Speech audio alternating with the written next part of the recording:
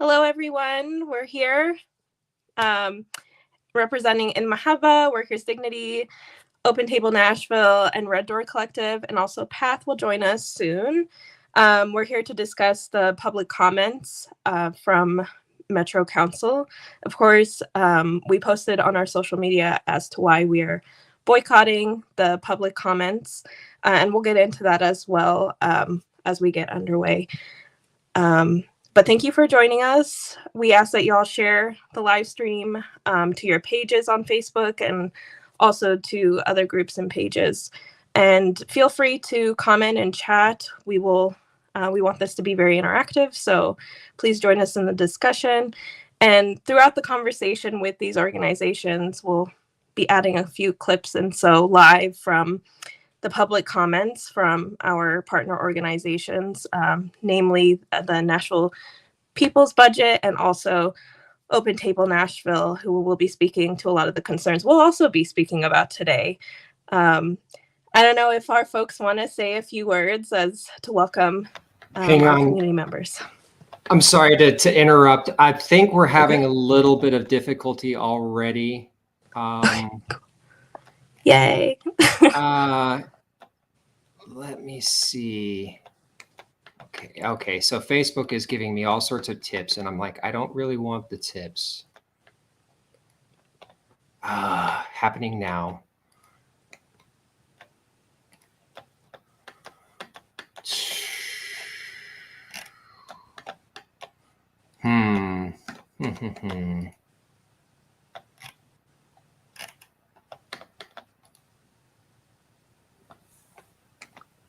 And I'll actually pass it to Cecilia once it's like fully working. I realized, we need to get Cecilia to speak. It's okay. It's okay. Go. First one. That way I can touch base and catch up. Yes. Okay, so it says set up live video, copy and paste stream key.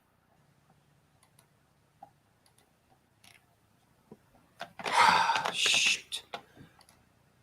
You are live. Okay, so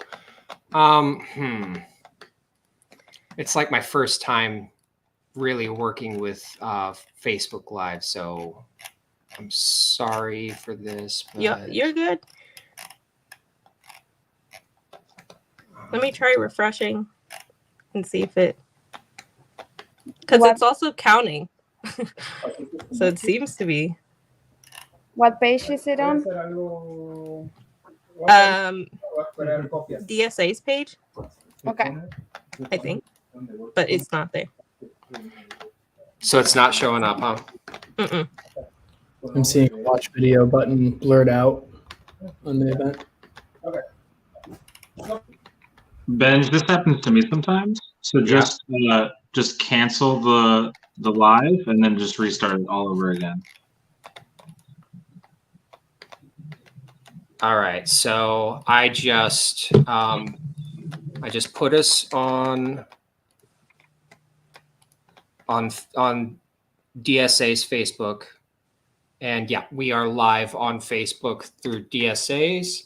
Let me share that link with this group so we can blast that out. And I will try in the background. I believe we're already live. Yep, we are.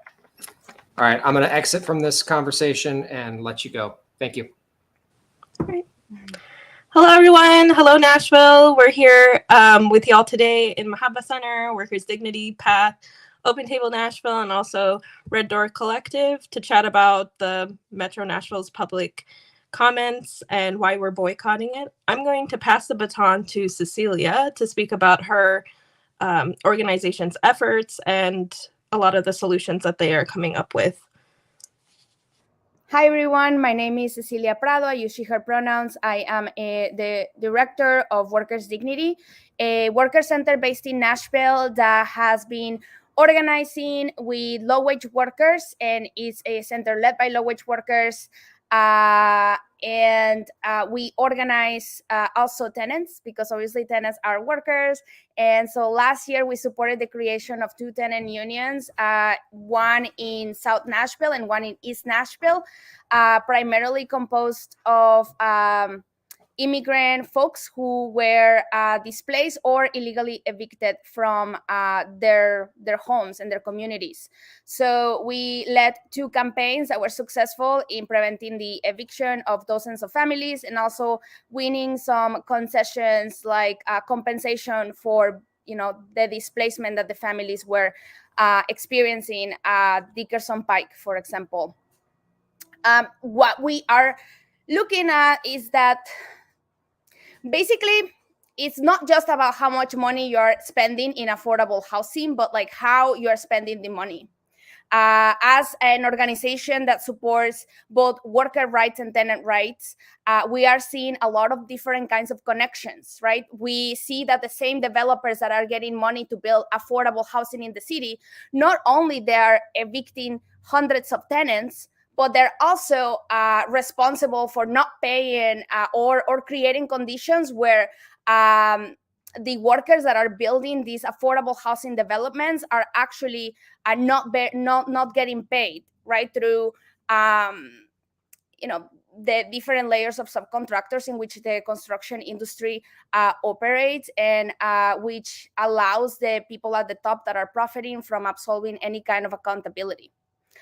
We see that this is completely broken. We are not even engaging much this year into thinking about the budget, because there's a lot that needs to be done. There's a lot of organizing that needs to be done on the ground to really shift the power, because it's not even, we are realizing that it's not going to change just by investing more money in affordable housing, because our current affordable housing model is broken. The city is not spending money in, share equity models where tenants actually have the right, have rights over how, how they want to live and manage the building. So currently, we are engaged in building power with many low-wage workers and on-house workers that are currently building all these bougie developments in town.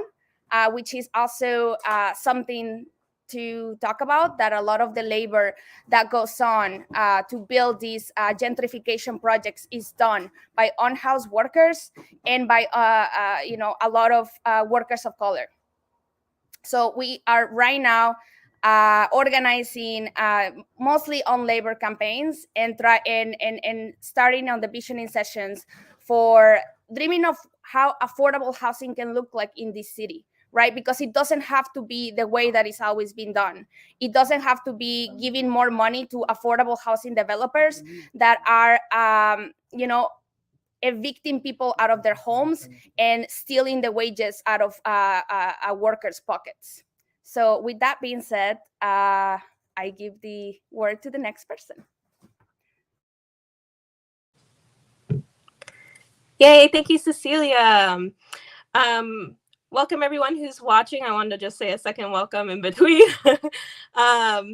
And we're really appreciative of Cecilia's work and for being here in between kind of meetings to kind of share out what they've been doing, the great work. And as we know, a lot of the great work takes a lot of theory as well. So a lot of the great theoretical work also happening at Workers' Dignity. And I just want to let our folks know that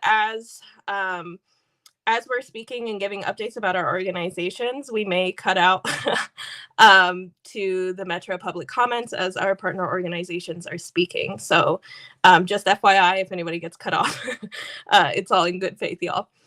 I can pass the floor to Red Door, and then maybe, I don't want to put myself, we could go to Path and then moi, or whatever order y'all want to go in. We go to Red Door? What is he? Greg, I can share a little bit about some of the campaigns I'm thinking of at Porter East, because I was a little bit more connected. But, first of all of the organizations that are represented here are doing tremendous work that takes so much effort. So first of all, shout that out, that this is really, really difficult work that takes up a lot of our lives. And I know for the folks in Red Door Collective, like, we're all doing this volunteer. This is not our day jobs. This is the stuff that happens after our day jobs. In terms of some of the stuff that Red Door Collective has been doing, we've been doing a lot of stuff with data, trying to utilize the data that we can get from the county court system to kind of identify trends. Most recently, we were working with PATH to kind of identify individuals who have received multiple evictions since the beginning of 2020, because we know that receiving one detainer warrant and one eviction notice is terrible and puts you at risk of having additional ones. But we also know that while there's been a lot of public focus and a lot of extra public dollars that are being funneled towards landlords to keep people in their houses, those same people who are like getting money are also getting evicted a couple of times and getting kicked out for multiple reasons. So yeah, some of the other work that Red Door has been doing is with data. We've also had some smaller organizing campaigns, particularly focused on working with residents and just trying to hold their landlords accountable, because I think renters hear so many promises that are simply never kept. And it is, something that we need to stick together on and kind of work with one another to say, we're going to hold your feet to the fire. We are going to take notes. We are going to document what you tell us. And we are not going to accept substandard living. And we're going to generate the attention that needs to be generated to make sure that that we're watching. Greg, I don't know if you want to add anything else about what especially recently has been done, but yeah, there's been a lot of work happening. Sure, I can jump in for a moment. I'm Greg, pronouns he, him. Recently with organizing within Red Door Collective, we were sort of preparing a next campaign of where to go and talk with tenants about organizing, their apartment block, gaining power in that way. That's pretty much our main focus in terms of organizing. And main strategy is to build a tenant union. But during those times, crises come up when you weren't expecting them. And one of them was a lot of folks being forced out very quickly, with a 30-day, not even 30-day in February notice.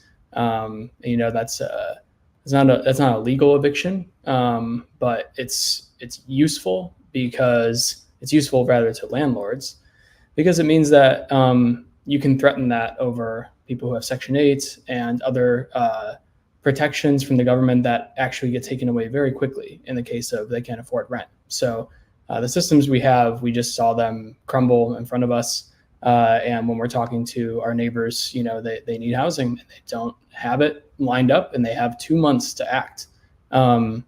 Otherwise, they're on a waiting list for years, and there's really no hope for a rate that they could get where they have been living for possibly even years.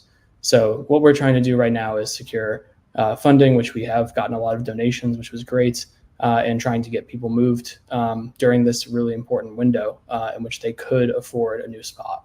So that's not exactly what we aim to do generally, but we are happy to help our neighbors get housed. But I just wanted to put it out there that a lot of these systems definitely are breaking down federally, locally, and we need to bring awareness to this. We need to push out the data that we have on these things, and then talk about how all of this gets missed in the data we even collect. This isn't going through the courts. So there's a lot of layers here, and Red Door Collective needs to figure out how to push this out beyond just these live streams of get into people's heads that people aren't just fine because they're on Section 8. There's a lot more that needs to be done to protect their housing. And I'll hand that over, I guess, back to Lydia. Awesome. Thank you, Greg. I actually really wanted to echo also what Jack was saying about the collective work that everyone's been doing. That's super important. And the need not to silo ourselves and to work in unison, which I feel like this group is getting into a lot more this year, which is making me very hopeful in the face of a lot of what is happening in front of Metro Council. So that is something to be hopeful for in the midst of kind of this boycott and addressing Metro Council's lack of a democratic process and listening to community members at a lot of levels. So with that, I will go into Mahaba's update, and then we can move to Benj about PATH after. So my name is Lydia Youssef. My pronouns are she, her, hers. I'm the director of Mahaba Center here in South Nashville, and now because of the displacement, Rutherford County, Wilson, and Williamson.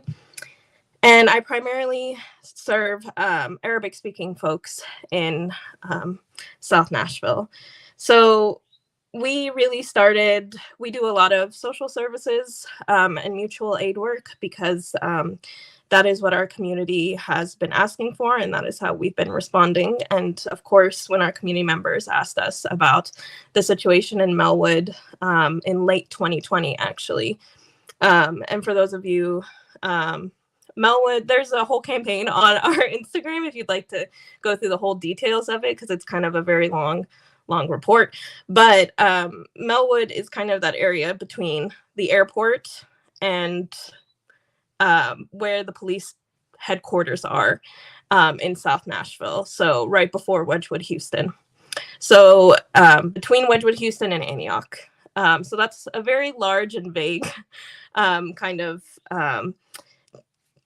geography, but specifically it's named Melwood because of Mill Creek and because the old apartments in the early 2000s were called Melwood.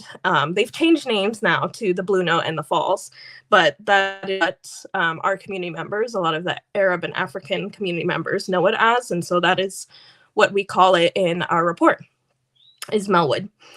So we started that work to look into what really, because a lot of times when you do this work in housing, a lot of people don't imagine it to be this bad. I was even in a meeting just last month where people were surprised that I was using the word slums to describe a lot of these apartment buildings because, you know, in their head, they're thinking about somewhere in a very racist fashion in like India, Egypt, but they cannot imagine in the United States that these would be the conditions. But I feel like, you know, when you have a country that doesn't have healthcare and is also over-policed and a decrepit school system, these things are kind of naturally found as well. And people were surprised that people in Melwood don't have clean water and that they live in infested apartments and that management is continually gaslighting them and even admitting, you know, oftentimes the workers for the management property would tell them, yeah, the water's not good. There is lead in the water. So what you gonna do? And that is kind of the situation in Melwood, despite, you know, years of people telling people in Melwood, you're fine. It's not that bad. You're lucky to be in the United States. Move on. So we have a full report with our survey of the residents of Melwood. And of course, Melwood has gone through a lot of shifts and a lot of displacements from 2010 and the flood to a lot of Arabic-speaking folks finally giving up and moving towards Antioch, and a lot of Latinx folks moving in. And now the Latinx people are being moved out since, you know, they're starting to get the name of the game too. So they always need a new community and population to look after. So after completing that survey, we kind of imagined, what are we going to do about housing?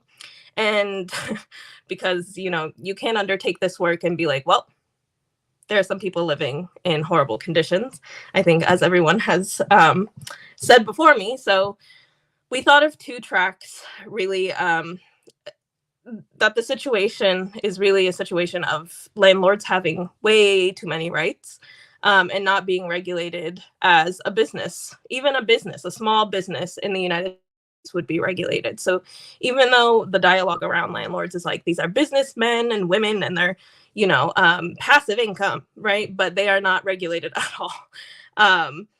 And that was one thing, is we wanted to center the abuse that happens because landlords are negligent. And then the second thing was to get folks immediate help through legal clinics. And when we started the first legal clinic in August and then October, it was not the first, but just a legal clinic in August and October, we found that a lot of our community members were telling us that if I go get a lawyer, what's the point? They're going to tell me the landlord is right.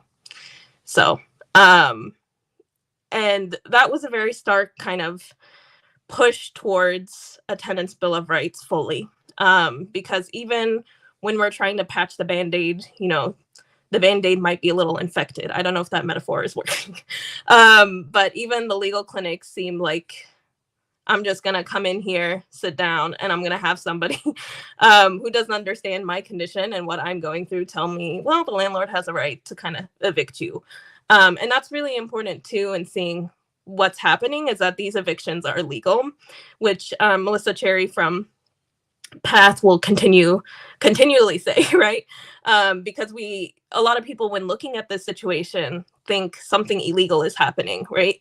If something is so wrong, it must be illegal, but it's not.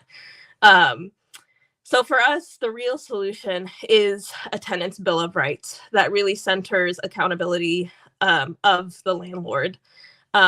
So that means not just, buildings that are up to codes, which is like the bare minimum, but like community gardens and spaces that are welcoming culturally and create community. Renters should not have to feel like they are temporary in spaces. That is a human right, that they have a right to live in spaces and make homes in spaces that are not abusive, and want them to get out once they are not profitable off that human being. So that is very important to us in formulating some kind of tenants' bill of rights with this group, is really to think beyond just legal action as well. So something, I don't want to fully pour into this idea, but an idea such as having our community members, something that I found very resilient about our community members is that when they knew that Melwood, because we started settling in Melwood in the mid 1990s. So it took us almost 2 decades of trying to be like, this place is crap.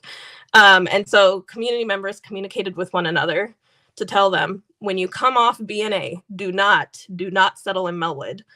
You have to go to Antioch. And so we saw a shift of folks coming down to Rice Road and other apartment complexes in Antioch.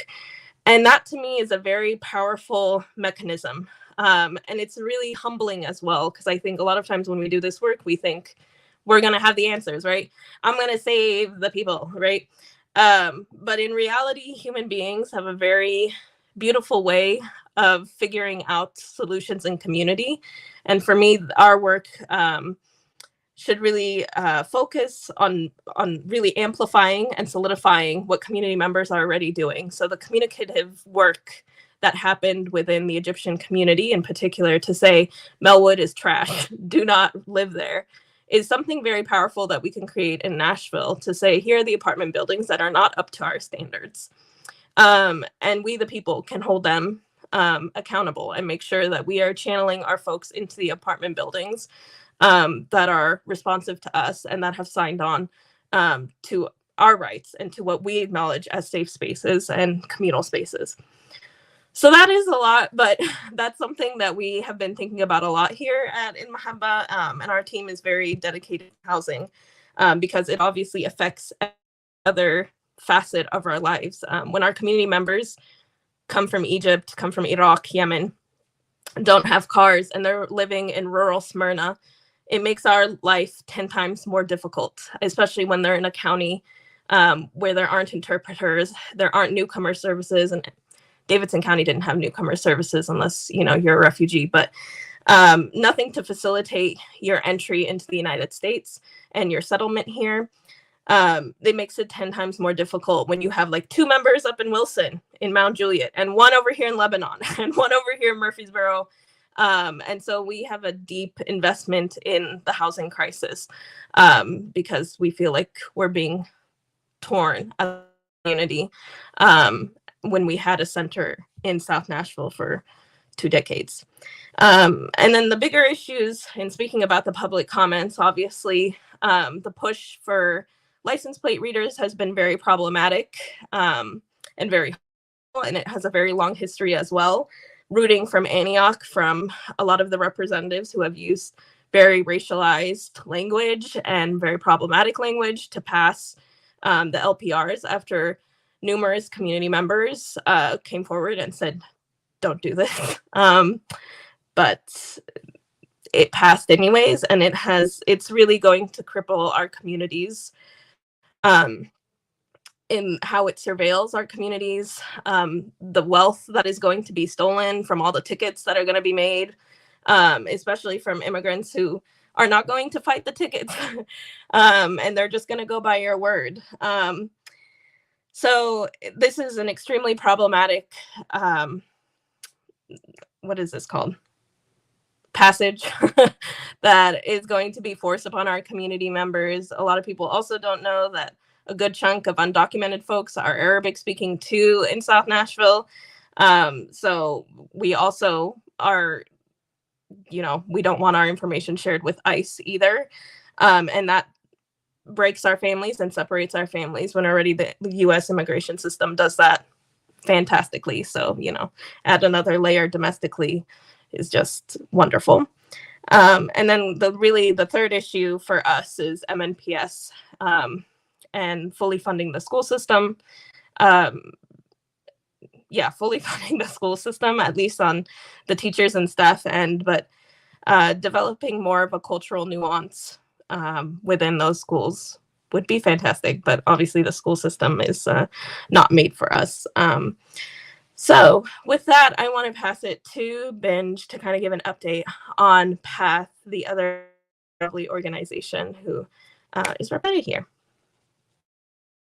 Cool. Thank you so much. I'm sorry that I look kind of distracted. I wasn't planning on speaking tonight because I was planning on just focusing my attention on doing the production and making sure everything went well and smoothly.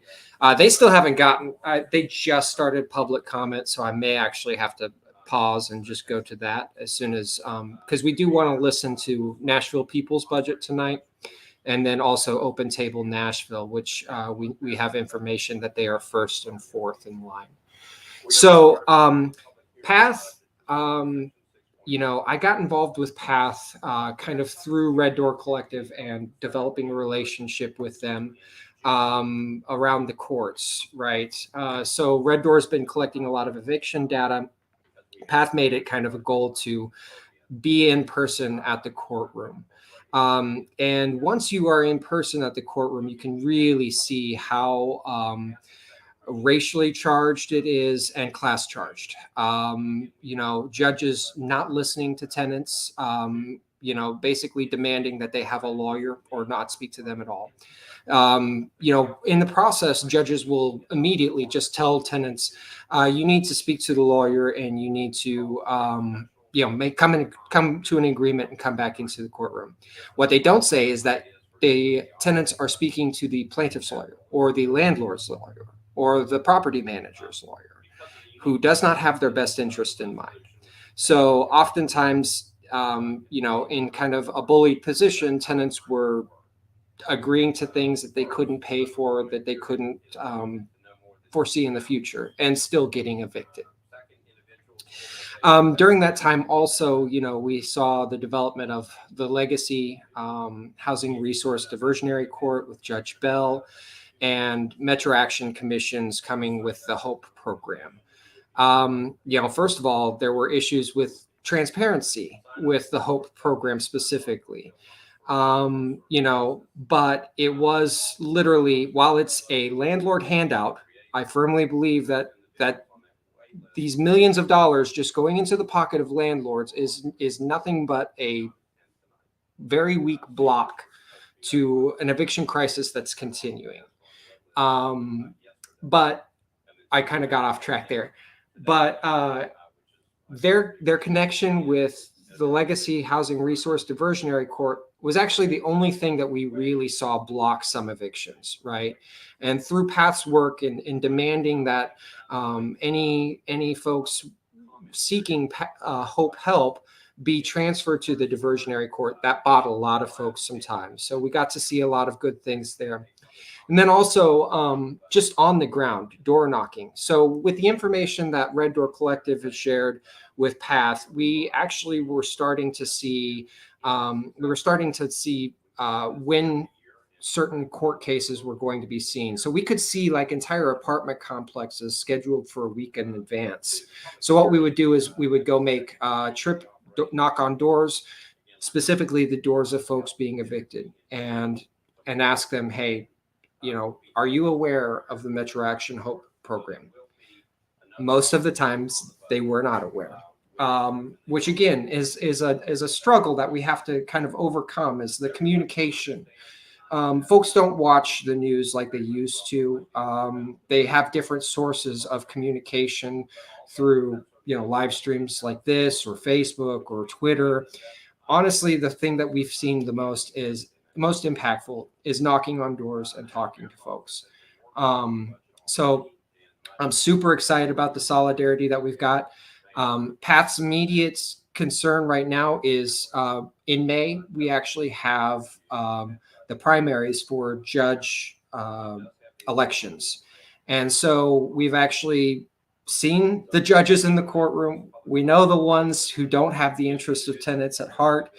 And we're trying to push that information to the public here, because May is going to be, like I said, it's a primary, but it's really the main election, because any kind of primary battle, I think there's only one Republican running for a judge seat. So that being said, we've got that part. PATH is continuing in court watch and going to continue to speak to judges and post information like that. We're also talking about codes. As Lydia had wonderfully said, folks are living in slum-like situations, and our codes department does nothing really to punish landlords. I mean, there can be some punishment, but oftentimes it's months and months and months of folks living in things, and then the landlords will retaliate. And they will force and bully the tenants out of their apartments. While these are illegal forms of evictions, these are still happening outside of the courtroom. One thing that I've learned in discussing with other housing organizers around the nation is that, honestly, we only probably see about 30%. That's a high number of evictions go through the courtroom. The real eviction process is quiet, is not said, not talked about, but it's out there. And so I hate to bring a whole lot of bad news. So PATH specifically is very interested in creating a tenants council and sort of a place for tenants to speak and to start to develop power amongst each other. I apologize. I've got Jim Schulman speaking in my right ear here, and it looks like we may actually have People's Budget come forward. I'd like to give Edward with Open Table a little bit of room and maybe come back to him too. Yeah. So the first organization up is coming up, which is going to be Nashville People's Budget, which I think everyone in this room, we all support the People's Budget and what they've been doing. I'm just going to go ahead and add this to the stream. My name is Andrew Crinks. Can everyone hear okay? Avenue North in District 21, and I'm here not as an individual, but on behalf of the Nashville People's Budget Coalition. As most of you know, the Nashville People's Budget Coalition is a coalition of grassroots community organizations that organizes Black, Indigenous, Latinx, immigrant, and working class Nashvillians to do two primary things. One is to work to create a more democratic and participatory city budgeting process. And two is to pass a budget that builds public safety, not through cops, courts, and cages, but through fully funded and community-controlled public goods and alternative responses to harm. Before I get into some of the specifics about what I mean by all that and about some of the work that we do, I want to name a few things real quick. First, you will notice that I am the only person speaking tonight on behalf of this coalition. And the reason for that is pretty simple.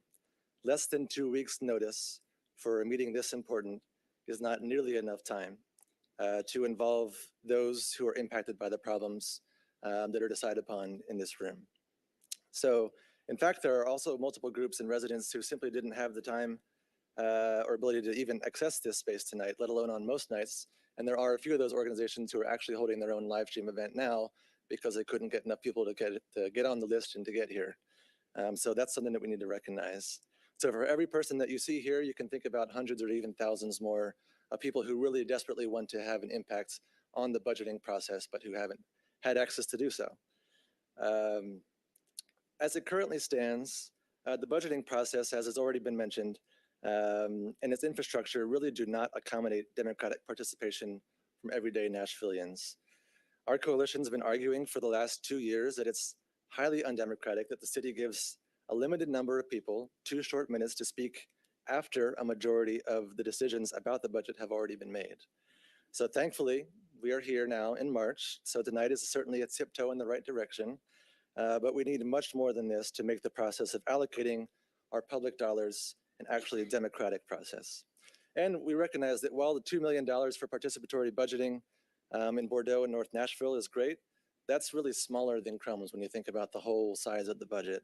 And what our coalition really wants and wants us to move towards rapidly is direct participation in the whole operating and capital improvements budgets beginning to end. Anything less than this really allows what amounts to an oligarchy at times to keep on running this city.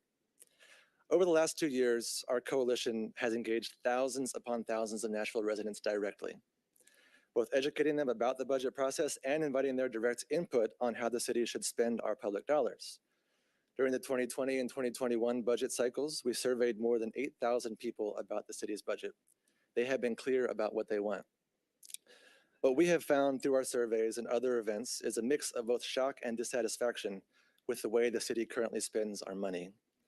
Everyday folks, especially people struggling to survive in the shadows of the city's progress, understand when they look at the city's budget and at their own budget that they're being left behind. They also understand the absurdity of spending far more on police, jails, and courts than on almost all other public goods combined, and then calling that the route to public safety. We realize that many of the myths that we inherit will make what I'm about to say sound strange, but while police do a lot of things, preventing crime from taking place is not among the highest on the list, actually. What I mean by that is that police typically respond after something has already happened. Publicly accessible data, which is on the Metro government website, in the last few years shows a steady decline in police calls for service year after year. For those calls that are being answered, or made, rather, about 75% of them are for calls regarding non-criminal situations, and about 99% of them are for calls that do not involve a violent situation taking place. If you take the money that the city already spends on policing, we can estimate that the city spends about $100 million a year to deploy armed officers to situations where they're arguably not needed or where someone without a gun could just as effectively respond. And this can't just be dismissed as merely radical abolitionist talk here. Okay, police all over the country, including here, have often stated that their exasperation at how many things they're asked to do that they really do not need to be doing and often are not trained to do. Meanwhile, as we devote more and more public dollars to policing and jails, gun violence continues to impact many of our communities, including the one that I live in 37208. My house has been hit by bullets. I found a bullet behind my couch on the windowsill in a pile of glass one time. And I have a 1.5-year-old now, and I remain convinced that pouring more and more money into policing will not stop that from happening again. And it's not just me, it's thousands of Nashvillians who have told us that. We are convinced as a coalition, and of all the people that we have surveyed are convinced, and many community organizations who have articulated these things are also convinced about what will stop those kinds of things from happening again. Firstly, dramatic, unprecedented funding for affordable housing. The COVID relief and ARP funds will certainly help, but the question remains of where those recurring funds will come from in the future. People are experiencing evictions, homelessness, and other forms of displacement in record numbers right now. And it's quite literally deadly, and it is a public safety issue. It does not have to be this way. So we join other organizations, including ones you'll hear from tonight, in demanding a massive and sustained investment in affordable housing, including for people living in the 0 to 60% AMI bracket. In addition to affordable housing, we need to answer the call of teachers by continuing to increase funding for education. People have also told us again and again that we need increased funding to expand transportation options for working class residents who depend upon it. We also desperately need serious funding for community-controlled, credible messenger violence interruption and prevention, as well as non-police first response, as has been modeled by many other cities. And I expect that we'll hear about some examples of that from other folks tonight as well. People that we have engaged also continually plead again and again, and we're talking again, thousands of your constituents. We checked their zip codes when they look at the survey, and we got rid of ones that weren't from the area. And this also includes, by the way, probably hundreds of police officers who were the very first to take our survey because they got word of it before anyone else, because you can maybe answer that question yourself. At any rate, the call again and again is for more funding for social services, for healthcare, and for other necessary services.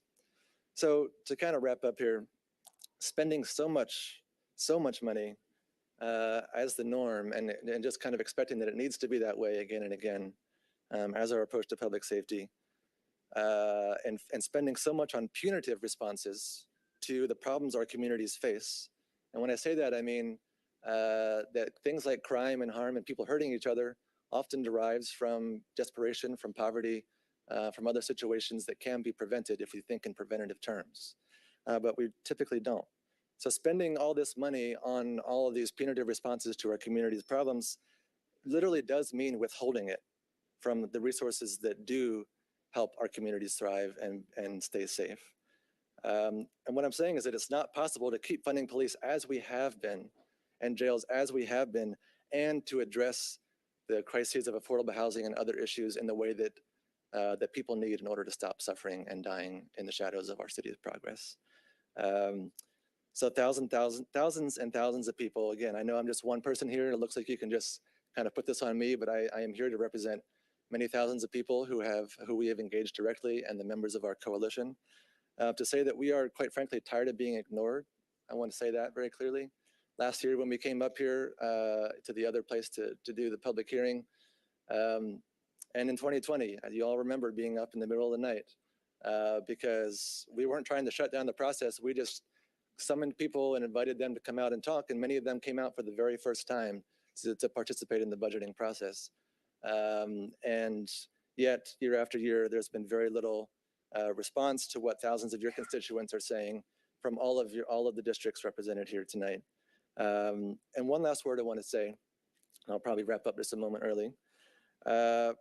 We've heard from a lot of you that your constituents ask you again and again for more police, for cameras, for LPRs, for more and more police.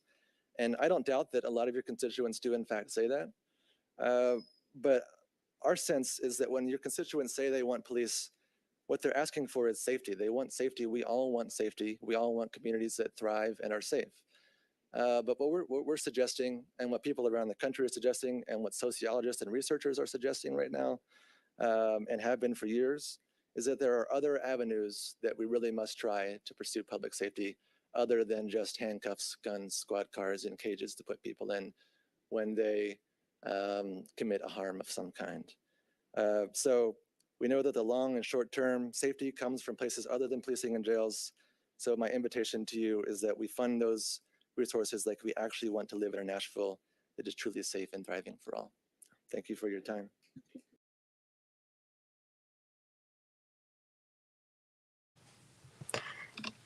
That was a very powerful statement from the Nashville People's Budget. So, and that was Andrew Cricks. So really a powerful statement from him. And I appreciate that he mentioned policing, because it's very interesting how involved the police are in sabotaging a lot of these efforts, housing efforts, school efforts, etc. So another central kind of piece to this. I know we wanted to hear from Edward before we get to Open Table's public comments as well. So Edward, you have the floor. Hey y'all, Edward, he, him. I work for Open Table Nashville. So my job with Open Table is that I'm the outreach program coordinator. Essentially, just that what that means is I work with our outreach workers who will be doing all kinds of things. They do counseling, they do outreach, they do housing navigation, they help with the move-ins, all kinds of stuff, basic first aid, anything that people need is a lot of what we cover, and I help support that staff now. More things what Open Table does generally is lots of advocacy, like what we're doing right now. Inform legislators and inform our city council people of the experiences and allowing them to have those one-on-one conversations with folks. Signing people up for food stamps, an extremely important thing that lots of people need. Always all kinds of documentation. Those big three in order to get housing are ID, birth certificate, and your social security card. Obtaining those can take a long time. One of the many, many barriers to housing that people are constantly experiencing. Barriers that frankly are artificial in order to just restrict access, in order to make it so that people can't have housing that they desperately need. But having these kinds of conversations and live streams, hopefully it can help educate people on those types of barriers that frankly do not need to exist or be there.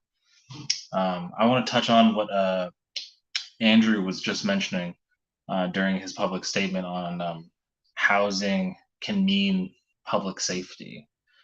So many situations and so many people I speak to will constantly tell me, like, I didn't need to be in this situation, I didn't need to be here, but having a home to be in, having a place to stay warm, to maintain your sanity, can have amazingly positive health impacts on people, and can maintain that safety that people are desperately trying to have, because safety means security for lots of people. They thrive in their hearth. Their hearth is their home, right? I meet so many people who unfortunately are constantly going through scenarios where they are put out on the street.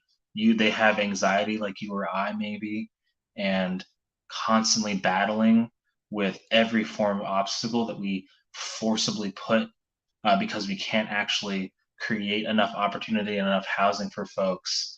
This what results in people's mental health becoming much worse. Poverty makes mental health worse, and poverty makes crime worse, and poverty creates every problem that we are trying to help prevent. Housing is a preventative measure on safety, and that's the thing that we always need to put at the top of our priority list, preventing things rather than quick response to them. We don't want to see crime, so let's build housing for folks. At Open Table, we tend to be a lot of people's last stops.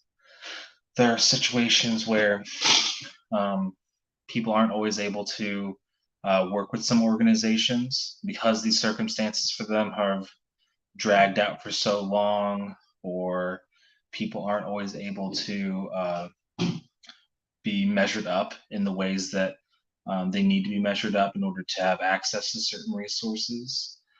Some people unfortunately interpret this as, I needed to have more children, or I needed to be addicted to more drugs or something like that, but that isn't always the case. Sometimes it is simply motivating people and going through the process with them, and genuinely seeing people as our friends, as our allies and our comrades, someone who is a part of the process with them, who can maintain these relationships and see them as our friends, to make sure that they aren't doing the things that they could maintain their homelessness. And sometimes that I should say sometimes it pretty much always carries out to even after the point, once we've actually been able to house people, to go over those barriers. One of the things that makes me incredibly sad is the rehousing that happens.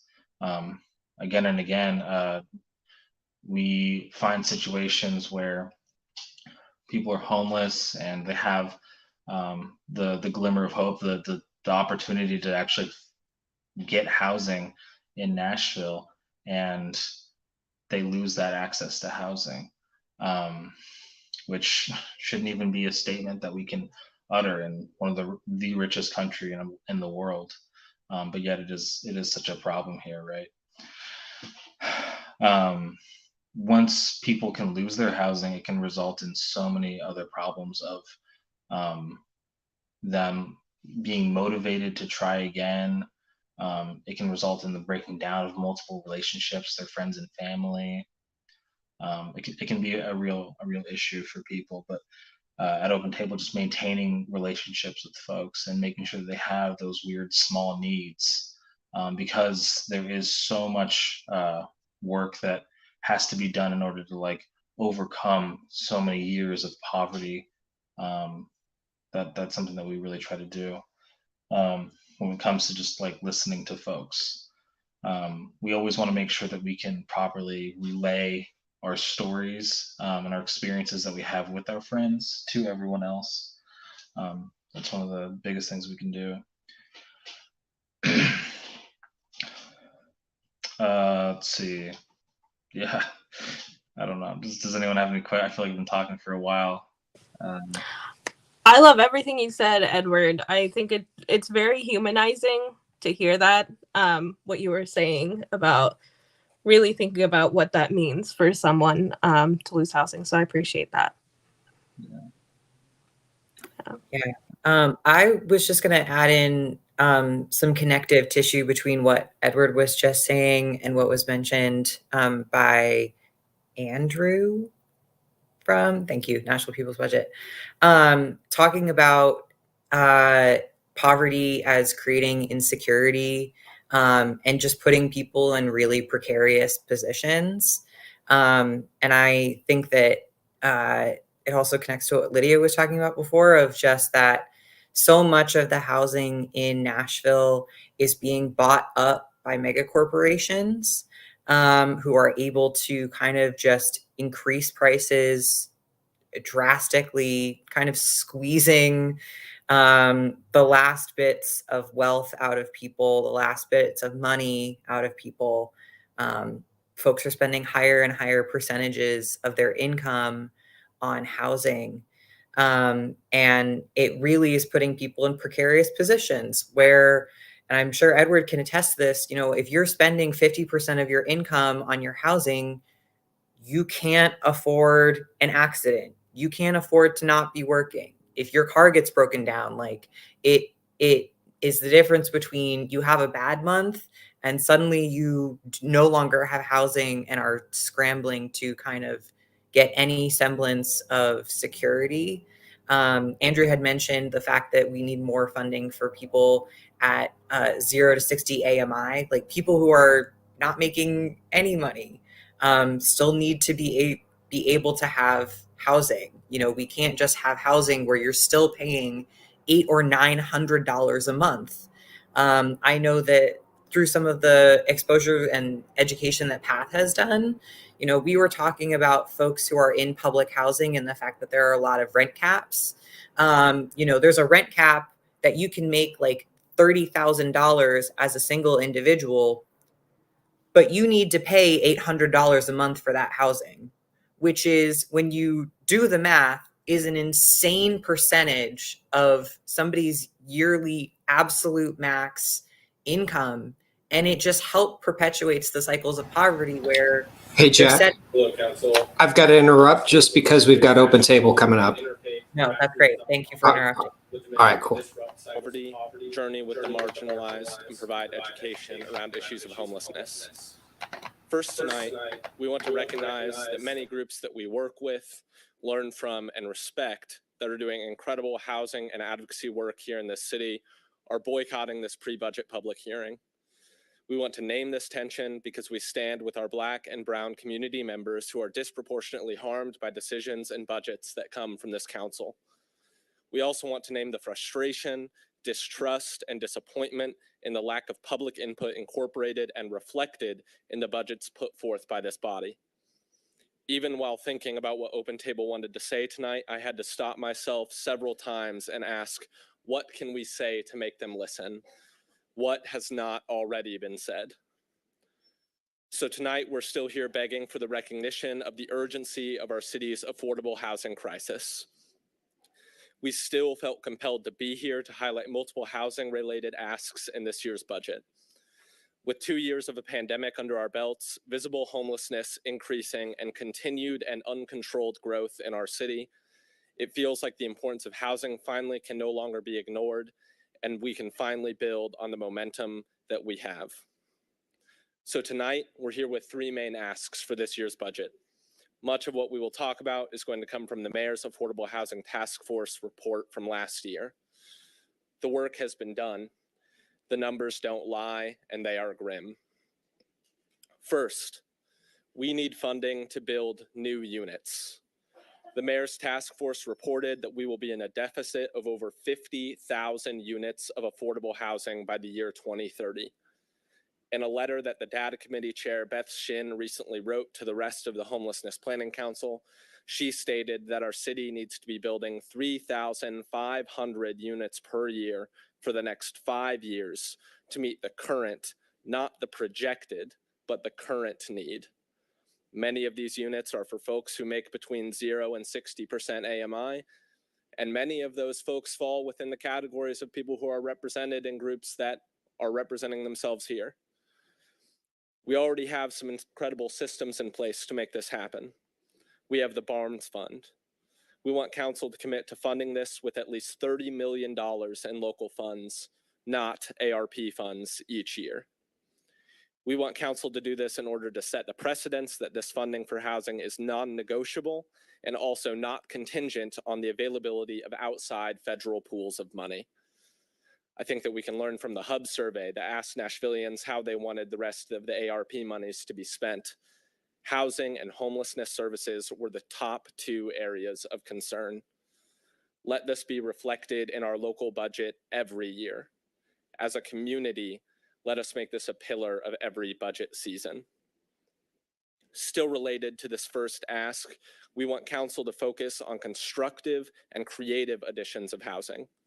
One such example is funding and incentivizing entities like Shangri-La, a private developer that wants to purchase and renovate a hotel in Nashville into a permanent housing complex for people experiencing homelessness. In order to do this, they need a commitment that Nashville will provide funding for wraparound supportive services for those residing at this housing complex. We ask the council and mayor to commit to providing funding for supportive services that these groups are requesting if they agree to come and create affordable housing in our city. Again, there's current discussion that this could come from existing ARP funds, but we want to also have Metro Council's support and budget prioritize more initiatives and projects around affordable housing. There are constructive solutions that we need. Any budget items that are instead destructive in nature, like providing equipment and funding to close and clear homeless encampments, are immoral and short-sighted. The only way out of this crisis and to end the existence of homeless encampments is through creating more units of housing that do not exist. Our second ask is to listen and support our new housing director, Angie Hubbard. She's asking for more staff in order to appropriately respond to our housing crisis. We ask that you fund positions for her team and continue the conversation around a standalone Department of Housing. Our third ask is deference. We have come to countless city council meetings where every time a piece of legislation is brought up because police are asking for more money, no one blinks an eye.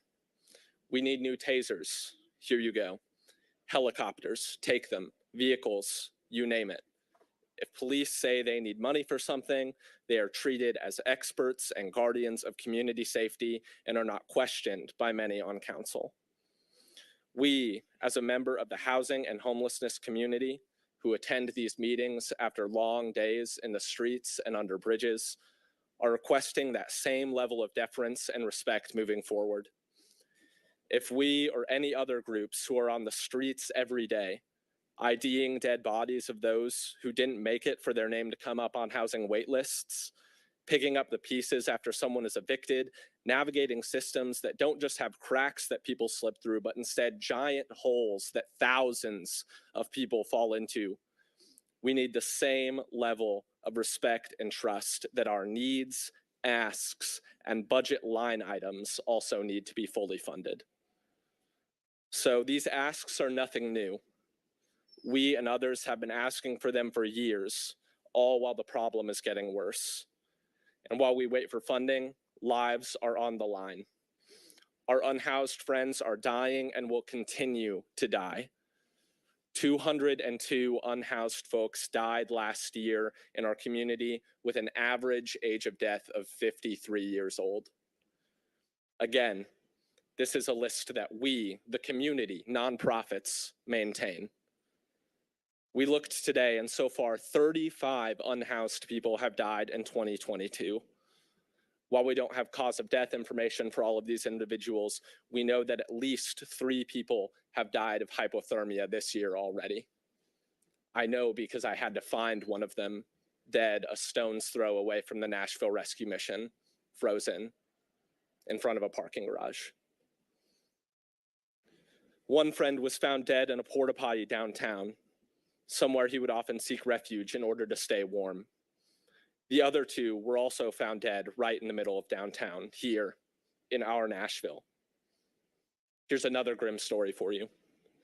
We met a friend a while back canvassing for the pit count one day who was unhoused. He recently was involved in a hit and run while he was on his bicycle. He broke his neck, and we found him trying to recover after his hospitalization underneath a bridge where he had built his own shelter. He told us about he was without transportation, a phone, or food. He survived off of a jar of jelly and ketchup for a week until anyone came to check on him. This is Nashville, one of the most affluent cities in one of the most affluent countries in the world. These are very real and chilling consequences of not paying respect to the housing crisis. And so with this, we ask you, Council, for the first time to create a budget that truly recognizes the magnitude of our affordable housing crisis by committing funding to the aforementioned budget line items. Housing ends homelessness, and we need Council's unwavering support and prioritization of housing in this and every budget moving forward. Our friends' lives are on the line. Your constituents' lives are on the line. I hope that this year that will be at the forefront of your mind.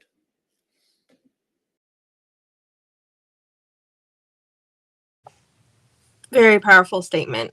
Does anyone know who that person is from Open Table? Yeah, that's Chase. Chase. Okay. Yeah. Really powerful.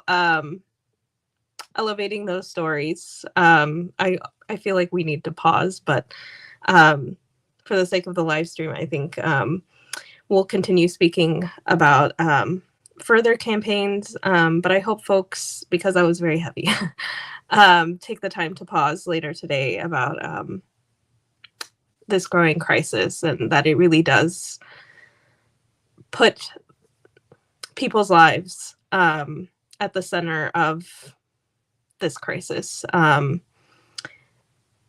think we often think of housing as just, this apartment, but I think, like Edward was saying, and then Chase after him, the real effects of the breaking of resources, the breaking of community members, is really something that we need to think of and have a moment to really pause and think about.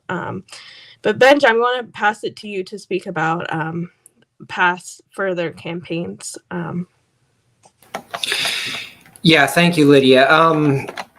I do appreciate the need to pause for that as well. Yes. Did Greg want to go first? I was just going to make a point off of your point, if that's all right. Yes. It'd be a quick bench. For sure. Yeah, just in terms of the resources, like for folks not facing housing, I mean, the stat gets thrown around and it's always different, but there's some number more than the number of unhoused folks in the entire United States by a multiple, that there are just vacant, empty, essentially ready to live in homes, right? Built. This crisis is not a crisis. We're not lacking housing. We're lacking the political will to take back these vacant areas, these vacant houses, the speculation, the stuff that's moving to North Nashville and displacing these communities, South Nashville too, is just empty speculation waiting for 2 years until they can make their sale and make a lot of money.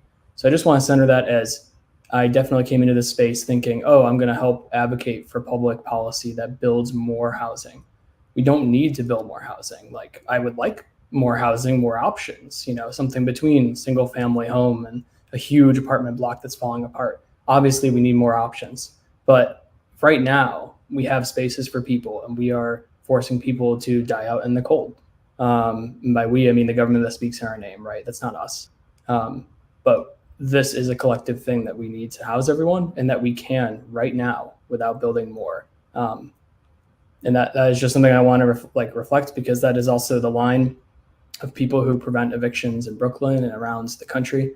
That it is not about building more; it is about keeping people housed in the units that already exist. And I'll hand it over back to Benj. Yeah, I appreciate that. And like, another thing that I kind of want to just point out too is like, this is a wealth extraction mechanism. It's constantly extracting wealth from our most vulnerable neighbors, and punishing poverty. And we can't ignore that. I think somebody had mentioned that we were boycotting this because we couldn't get people to the city council. No, that's not it. Our people don't respect city council. Yeah. I gave up our spot, just to be clear. Yeah. And honestly, they're sick of being asked to pay more in gas, in travel, and childcare to attend a meeting in which we've seen time and time again, nothing actually changes. So I just wanted to recognize that. But the reason I wanted to say a little bit more about PATH was just because I wanted to highlight a couple of campaigns that PATH is currently involved in. One of them has been the River Chase development, which, as some of us know, East Bank is going to be massively developed for a technological company to come in and plant themselves like they did in Austin. We can already see the effects that had on Austin. But that is displacing hundreds of families from the River Chase apartment complex there, right at Dickerson and Spring Street. Yeah. So Miss Jackie has been wonderful in contacting people, again, door knocking, making relationships, and helping them through the process of finding new homes. She's also been very key in striking a deal with CREA, who is the developer for the future of that location where River Chase will no longer be. Miss Jackie's work has been kind of ignored by some of the other organizations around town, but I do want to just mention she has been instrumental in finding homes for folks, in finding places for displaced folks. So PATH has been collecting furniture. If anyone is interested in donating furniture for these displaced residents as we find them homes, PATH is actively working on that. You can go to the link tree, linktr.ee/PATH Nashville. In addition, PATH has also been working with Danielle Cotton from who's I believe her grandmother, was at North Park Village Senior Citizen Center or Senior Living Center community, a place in Madison. That once again, the owners did not warn folks until basically a month before that there were plans to develop that. So we've got several senior citizens that have been living in a community that have had community are getting that broken up so that we can see another development in Madison.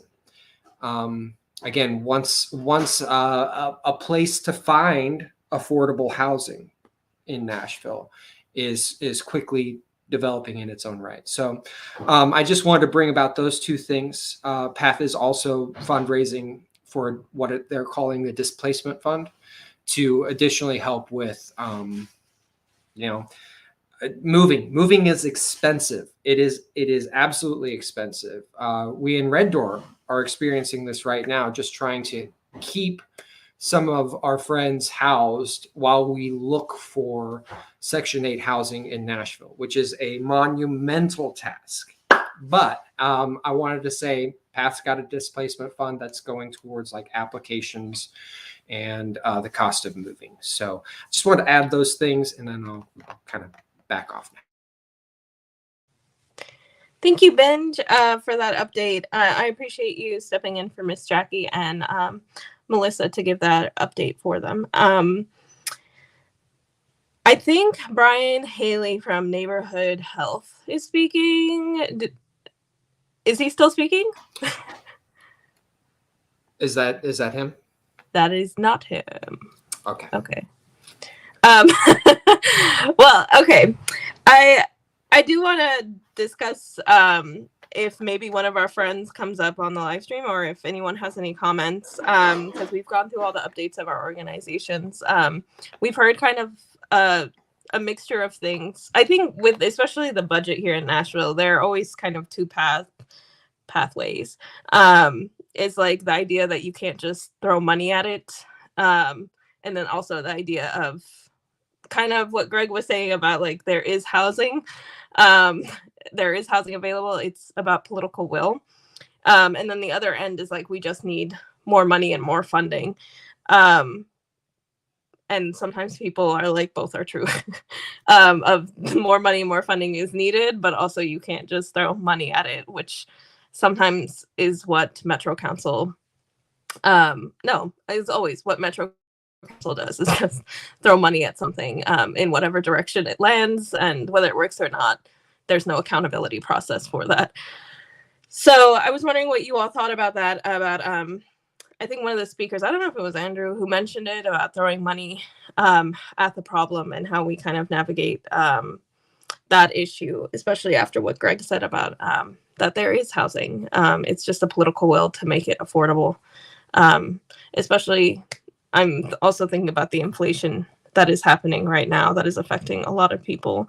And a lot of that also has to do with just the will of a lot of the oligarchs to, not be greedy, and understand that we're coming post-pandemic and that people don't have money for this type of gas while you're making a profit and they can't afford this food.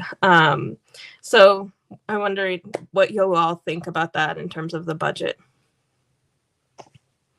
Or if you don't have any thoughts, we could just keep talking on another end. It could be just a comment. Yeah, that's why I find base building so important, right? It's absolutely true that our leaders do not have political will. We've got to push that. And we can only push that by having more folks involved. So anyone listening to this broadcast live or listening to a recording of it, get involved with any of these organizations or an organization that you're aware of. The only way to force that political will is by mass movement. I agree. Jack, did you want to add? I have something that I personally just want to share. It is unrelated to the current topic, but I personally just wanted to mention it at some point tonight. So if Greg has an actual response, please go with that first. I'll do a response and I'll hand it off to you if no one else has a response to that. I just wanted to clarify a bit on, it's not a only, right? Like to what you were saying, Lydia, like just because there's some number, either if it's 6 or 20 or 12, like houses or apartment units or some kind of housing available with little investment, that's not enough, right? Because we know what happens when we just do, the bare minimum, throw the money at it. What if the landlord still is horrible and is trying to push you out regardless, right? Like to get it back and vacant, like just an arrangement of, here's some money to do this thing. Here's the start of a policy. Like someone has to carry it through. There needs to be continuity, right? Like the caseworkers that never get back to folks, like when we're trying to contact them about their Section 8, right? There's like, someone's on maternity leave. Great. Glad to hear that you're on maternity leave. Why do you not have a stand-in? Why is this on the tenant who's facing eviction? Like, people are not being helped through the system when they need the help the most. And then when they are set off on a way of, okay, we're good, the market or whatever is figuring out for you good enough. The next person arrives, right? We don't have that system. It's so underinvested. The staffing is underinvested. Like, it's not just, let's go put folks in, hopefully, like you were saying earlier, like the poor water quality, everything else. There's so many components. But just that it's not as massive of a task, in the sense that we need to now go build this whole futuristic city on the outskirts of Nashville to house everybody. Like, we don't have to do that. We don't have to get cranes up every day like they're building these skyscrapers downtown for the businesses. Like we can do this stuff without that amount of money investment, but we need the people power. We need to hire. That money needs to be salaries. Money needs to be paying people to do full time what we're trying to do, after work. And I just wanted to clarify that as it's not just that, it's not that simple, but it is a rallying cry to start around of, we can do this, and other places around the world do it, who are far more poor than us. And by us, I mean like the country that steals from them. But just that relationship that we take and we extract, and then we don't even give to our working class, or just to anyone who needs it, right? There are many people we work with who can't work, disability, other reasons, trauma, probably from the same system. So I don't know, we create it and then we don't help it, and we do not have a welfare state that is functional. And we can absolutely build it, and we don't have to do it on exploiting people abroad or here. But that would make some oligarchs very sad. So we have to push back on that. Agree. Jack? Yeah, when I was thinking about the stuff that I wanted to share tonight, I did want to share a bit of a personal story that has just been going on in my life lately that relates to this, which is that I live over in the Stewart's Ferry area in a really big apartment complex. They're doing a lot of surface level renovations to a lot of things. They're doing some better renovations, but it's, we can see the fact that our rent is going to be raised somewhere in the hundreds of dollars the next time a lot of the people who currently live here are, the next time they renew their lease, it's going to go up by a lot. And I have a neighbor who I've lived here for 4 years. I have a neighbor who has lived in Nashville for about 20 years. She's a musician. She is living with some disabilities and some medical issues and is on a fixed income. I'll call her Kelly just for the sake of anonymity, but she's been an incredible neighbor. We have been friends for 4 years. I go to pick up her medications. I help clear the sidewalk so that there's no snow. Like when it snows, helping to clear the sidewalk because I know that she can't ambulate as well as everybody else, and she needs to have the sidewalk cleared for her. She brings me leftover food and lets me know when she has things for me. We go on walks together. We spent a lot of the pandemic talking on our porches outside. When emergencies happen, we are there to call each other. When I had surgery, she came in to check on me. Having somebody who is my neighbor, who, I'm building community with, who, we share our lives and we support each other, has been incredible. And unfortunately, she is going to be leaving Nashville in April, and is having to move all the way to Tulsa, Oklahoma, because she is on a fixed income. She has worked the system in as many ways as she can. She has gotten money from MAC. There is nowhere for her to live in Nashville. And she has a car. Like, there's just nowhere for her to live. And she needs to go essentially back to her hometown to find a place that is affordable, where she has a support system. And this is just like a small example of this system functioning. But it genuinely is incredibly sad to lose this neighbor, who has made Nashville feel so welcome to me. And if there's anybody listening who's like, I know that this is happening in the abstract, but I don't necessarily have like a real tangible, small little narrative of like this happening to real people. I mean, we had so many examples from the comment section. This is not a gruesome example. This is not the worst that can happen, but like, this is happening every day, dozens of times. And just this one little bit for me is personally very painful. And so I just wanted to share that. Yeah, and I would just like to add, like, if our council members were really listening, like, I would want them to hear, come out and knock on doors. You don't know the experience until you talk to folks, until you ask them some difficult questions, and prepare yourself to have difficult conversations, because that's really where the punch is. And also, I see as solutions continuing to build coalitions like the one that we're starting to develop here. Continuing to build community with your neighbors in your apartment complex or in your neighborhood. And we need to start developing resources outside of council. We need to work to greater mutual aid support, and then just talking to each other too. Like, talk to your neighbors, y'all.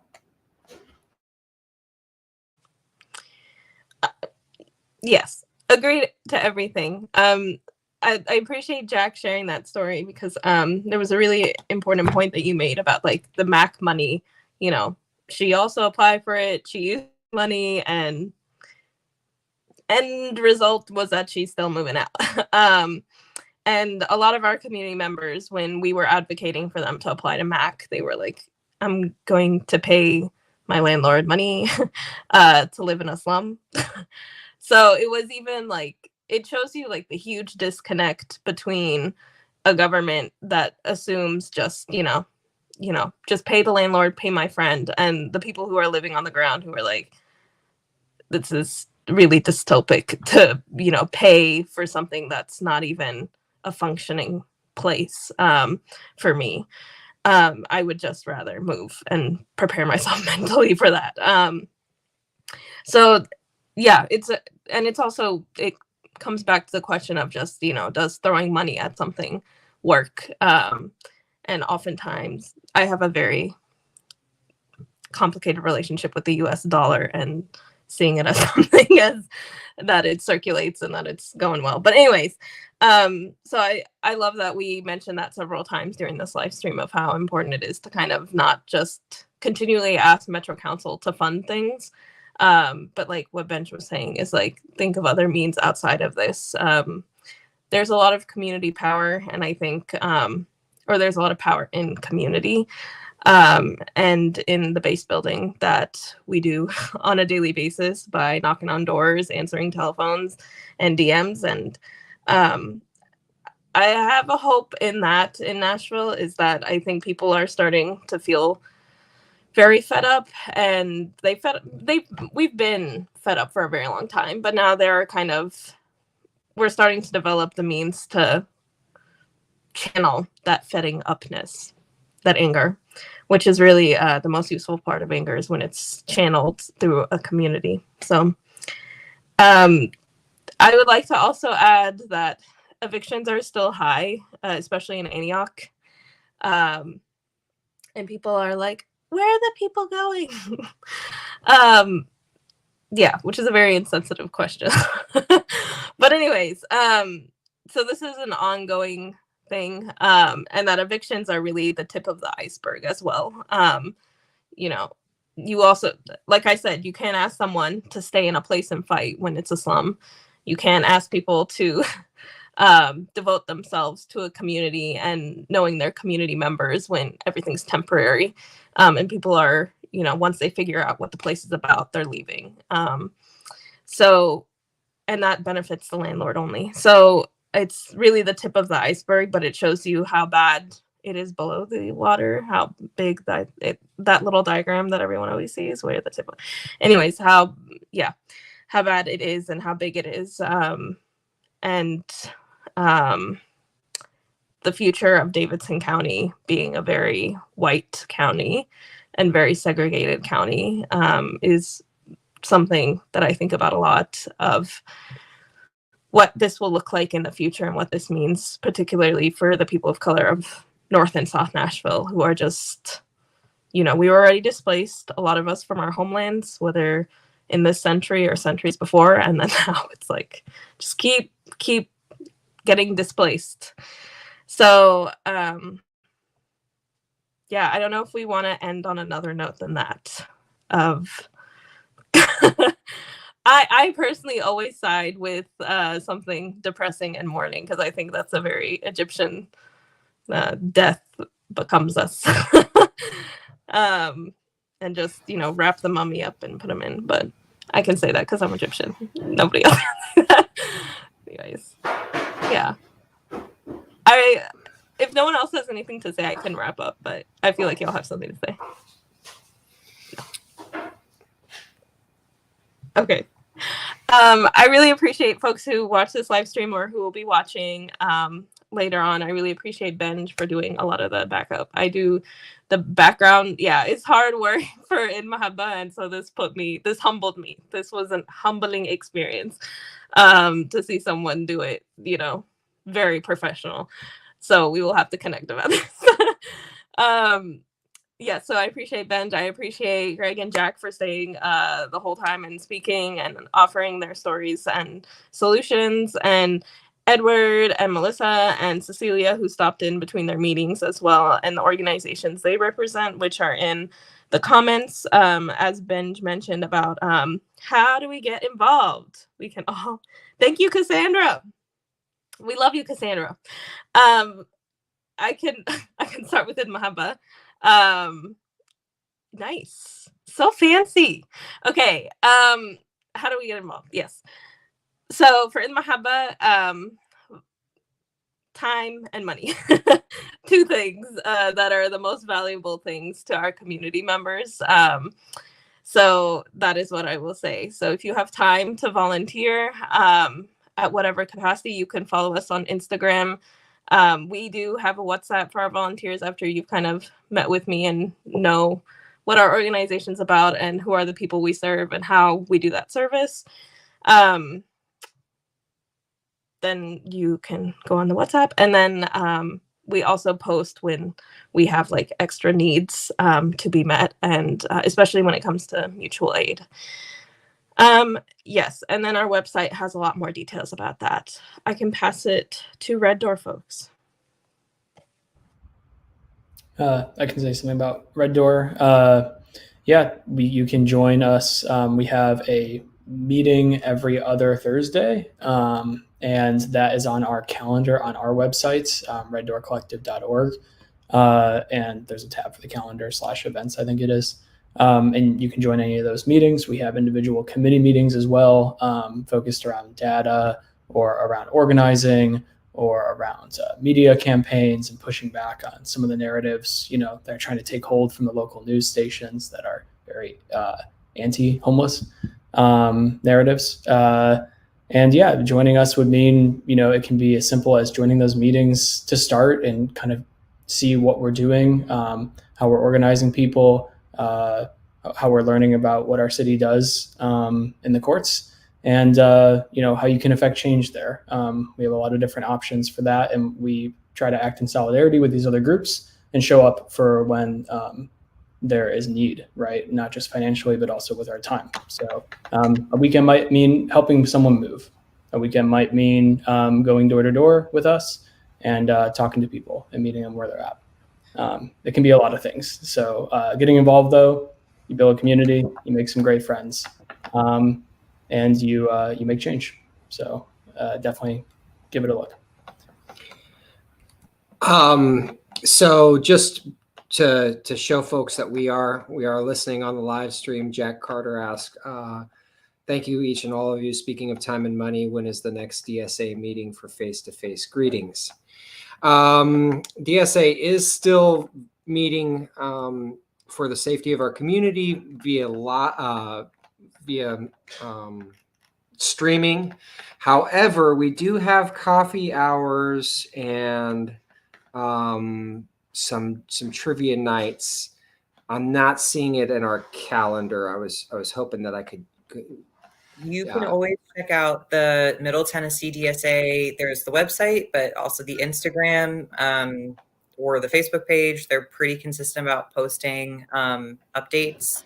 There's also a weekly newsletter that goes out. So just find the social media handles for Instagram. It's midtndsa, midtndsa, and you should be able to find kind of like all that stuff there. Plus potentially like link trees and all that stuff. So, and we do appreciate them hosting the Facebook Live in addition with El Mahaba and Path. And I'll speak up for Workers' Dignity. If you follow them on social media, they have their compa night every Wednesday night. I don't know specifically what time, but they should have it on their social media. And Thursday nights is their workers' nights. So I know they need a lot of translation support. So if you speak Spanish, Arabic, hit them up, or also English as well, but don't feel shy. You can hit them up, and that's usually either 6 to 8 or 7. Oh, no, not that late. 6 to 8-ish, I think. Yeah, but follow them on social media for more info. And Ben, do you want to speak on behalf of Path and ways to... Sure. I think like every org, time and money are kind of the two things that can really help out with Path. I had mentioned the displacement fund that we're raising. That can be found on our link tree if you'd like to donate through that to the displacement fund. In addition, we will probably be kicking off our door knocking campaigns through Path in the next months. It's been cold, but spring is around the corner. So, just visit the link tree to really find ways to get involved with Path. I think we're also in April, we are planning a in-person get together. But I apologize. My mind is a little scattered with trying to produce and speak for an org. That's very solid, Ben. That's a lot of good information. So yeah, we definitely encourage y'all to visit our social media and our websites to get more information and to stay up to date with what we're doing. So I appreciate you all in your glory in organizing this, and it was great to hear the speakers as well. That was very powerful. So here's to liberation. It takes all of us. Yeah. Y'all have a good night.